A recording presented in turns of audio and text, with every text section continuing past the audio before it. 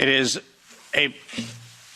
a particularly interesting location for me to be sitting today, given that over a decade ago I sat in this very chair right here in the European Union Parliament. And at that time, I warned the world of what was coming. During that conversation that was hosted at the time by the Green and EFA and a number of the other parties of the European Union's various representations, we were having a conversation on whether Europe should adopt the United States policy of allowing for the patents on biologically derived materials. And at the time, I urged this body and I urged people around the world that the weaponization of nature against humanity had dire consequences. Tragically, I sit here today with that unfortunate line that I don't like to say, which I told you so. But the fact of the matter is, we're here not for a reprisal on past decisions. We're here to actually, once again, come to the face of the human condition and ask the question, who do we want to be? What do we want humanity to look like? And rather than seeing this as an exercise in futility, which is very easy from time to time when you're in the position I'm in, I actually see this not as an exercise in futility. I see this as one of the greatest opportunities that faces us, because we now have a public conversation, which is now front and center in people's minds. When this was an esoteric conversation about biological patents, nobody cared. But when that conversation came home, then it became something people can care about. So I'm actually quite grateful for this opportunity. I thank the members of Parliament for hosting this. I thank all of the translators who, I apologize in advance. I will use terminology that is probably very difficult to translate, so my apologies. And I'd also like to acknowledge the fact that many of you are aware of my involvement with this, in large part due to the amazing work of my wonderful wife, Kim Martin, who encouraged me at the very early days of this pandemic to get on front of the camera and talk about all the information that I had been sharing among very small groups around the world. And it was, in fact, her encouragement that put me in a place where many of you have heard what I have to say. Ironically, the world that I came from, that used to be very popular, my CNBC and Bloomberg presentations, which were televised on mainstream media around the world, was an audience that I lost. I can confidently say COVID diminished my fame.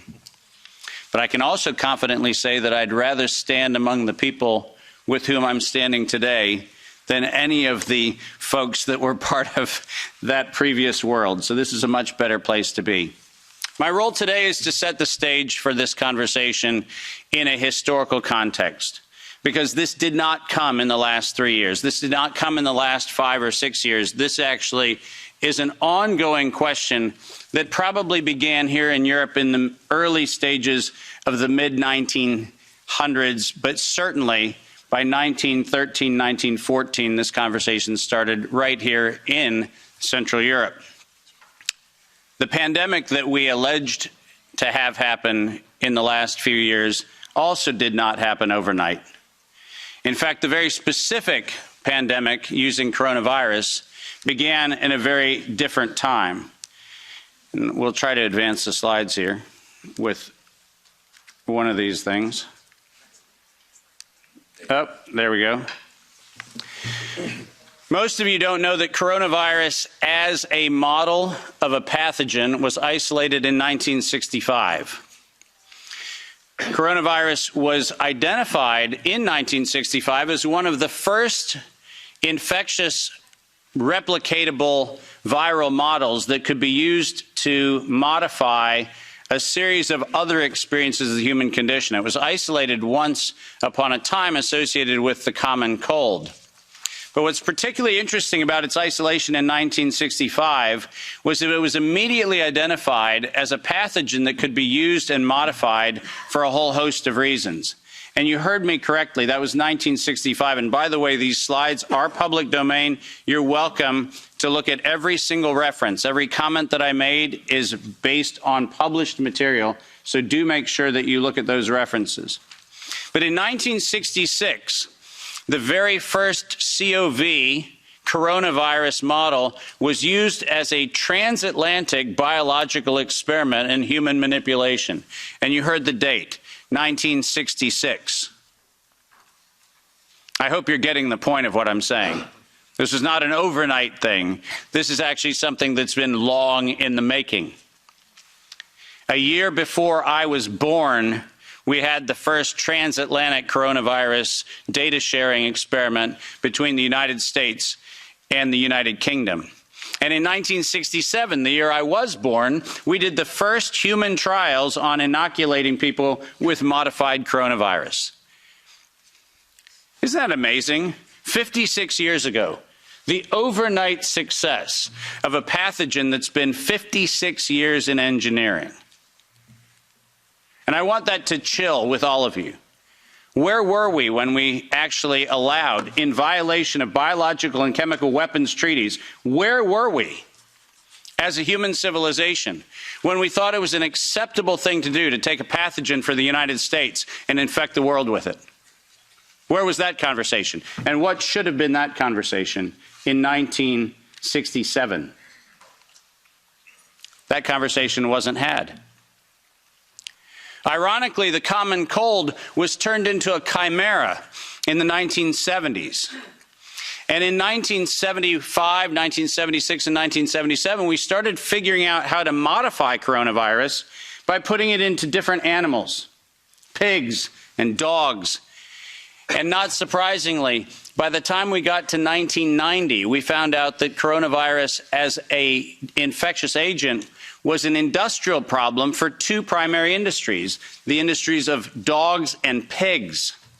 Dog breeders and pigs found that coronavirus created gastrointestinal problems, and that became the basis for Pfizer's first spike protein vaccine patent, filed, are you ready for this, in 1990.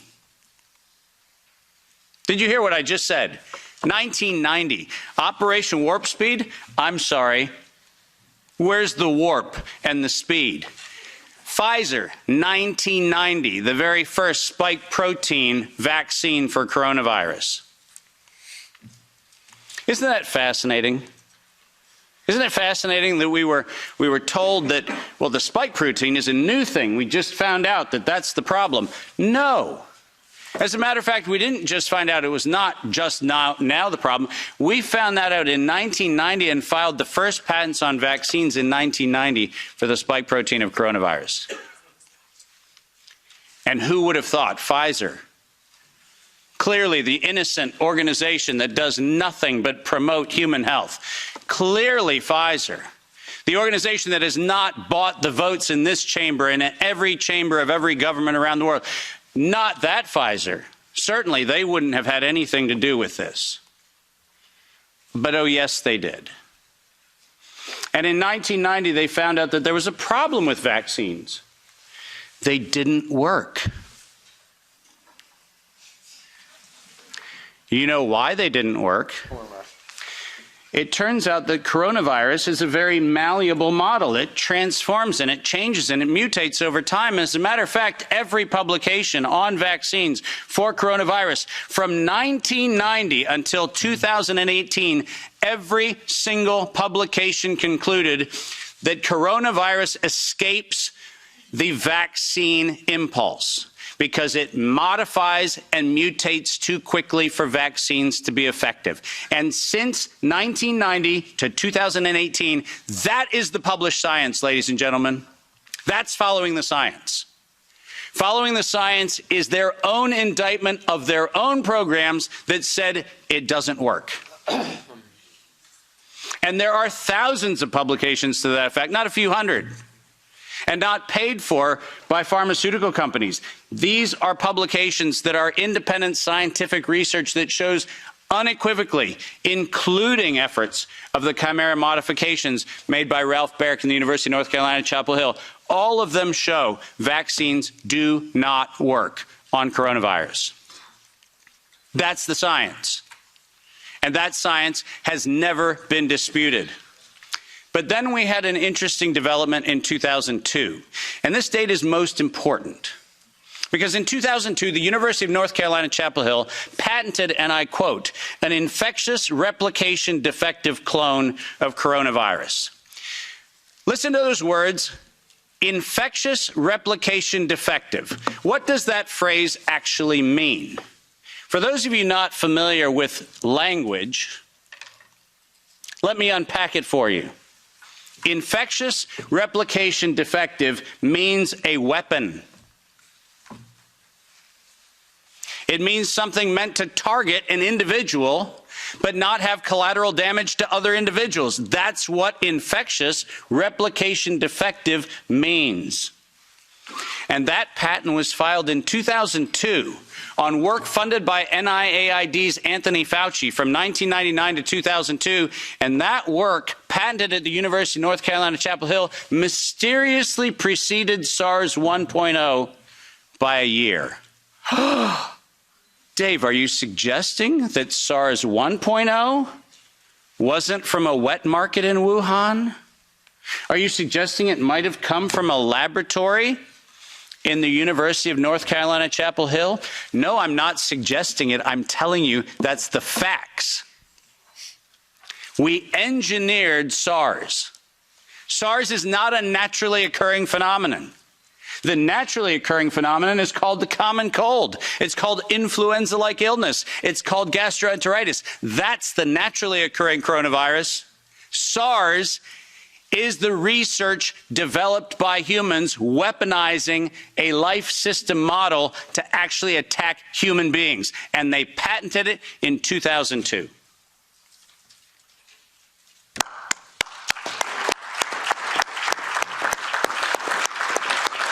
And in 2003, giant surprise, the CDC filed the patent on coronavirus isolated from humans in violation, once again, of biological and chemical weapons treaties and laws that we have in the United States. And I'm very, very precise on this.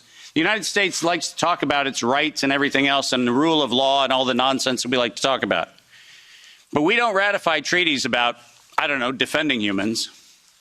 We conspicuously avoid that. We actually have a great track record of advocating for human rights and then denying them when it comes to actually being part of the international community, which is a slightly problematic thing.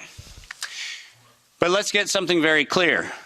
When the CDC in April of 2003 filed the patent on SARS coronavirus isolated from humans, what did they do? They downloaded a sequence from China and filed a patent on it in the United States. Any of you familiar with biological and chemical weapons treaties knows that's a violation. That's a crime. That's not an innocent oops. That's a crime. And the United States Patent Office went as far as to reject that patent application on 2 occasions until the CDC decided to bribe the Patent Office to override the patent examiner to ultimately issue the patent in 2007 on SARS coronavirus. But let's not let that get away from us, because it turns out that the RT-PCR, which was the test that we allegedly were going to use to identify the risks associated with coronavirus, was actually identified as a bioterrorism threat by me in the European Union-sponsored events in 2002 and 2003, 20 years ago. That happened here in Brussels and across Europe. In 2005, this particular pathogen was specifically labeled as a bioterrorism and bioweapon platform technology. Described as such. That's not my terminology that I'm applying to it. It was actually described as a bioweapons platform technology in 2005. And from 2005 onwards, it was actually a biowarfare enabling agent, its official classification from 2005 forward. I don't know if that sounds like public health to you. Does it? Biological warfare enabling technology. That feels like not public health. That feels like not medicine. That feels like a weapon designed to take out humanity. That's what it feels like. And it feels like that because that's exactly what it is. We have been lured into believing that EcoHealth Alliance and DARPA and all of these organizations are what we should be pointing to, but we've been specifically requested to ignore the facts that over $10 billion have been funneled through black operations through the check of Anthony Fauci and a side-by-side ledger where NIAID has a balance sheet and next to it is a biodefense balance sheet equivalent dollar-for-dollar matching that no one in the media talks about. And it's been going on since 2005. Our gain-of-function moratorium, the moratorium that was supposed to freeze any efforts to do gain-of-function research. Conveniently, in the fall of 2014, the University of North Carolina, Chapel Hill received a letter from NIAID saying that while the gain-of-function moratorium on coronavirus in vivo should be suspended, because their grants had already been funded, they received an exemption. Did you hear what I just said? A biological weapons lab facility at the University of North Carolina, Chapel Hill, received an exemption from the gain-of-function moratorium so that by 2016 we could publish the journal article that said SARS coronavirus is poised for human emergence in 2016. And what, you might ask, Dave, was the coronavirus poised for human emergence? It was WIV1, Wuhan Institute of Virology Virus 1. Poised for human emergence in 2016 at the proceedings of the National Academy of Sciences, such that by the time we get to 2017 and 2018, the following phrase entered into common parlance among the community. There is going to be an accidental or intentional release of a respiratory pathogen. The operative word, obviously, in that phrase, the word release. Does that sound like leak? Does that sound like a bat and a pangolin went into a bar in the Wuhan market and hung out and had sex and lo and behold, we got SARS-CoV-2? No. Accidental or intentional release of a respiratory pathogen was the terminology used, and 4 times in April of 2019, 7 months before the allegation of patient number 1, 4 patent applications of Moderna were modified to include the term accidental or intentional release of a respiratory pathogen as the justification for making a vaccine for a thing that did not exist. Keep going.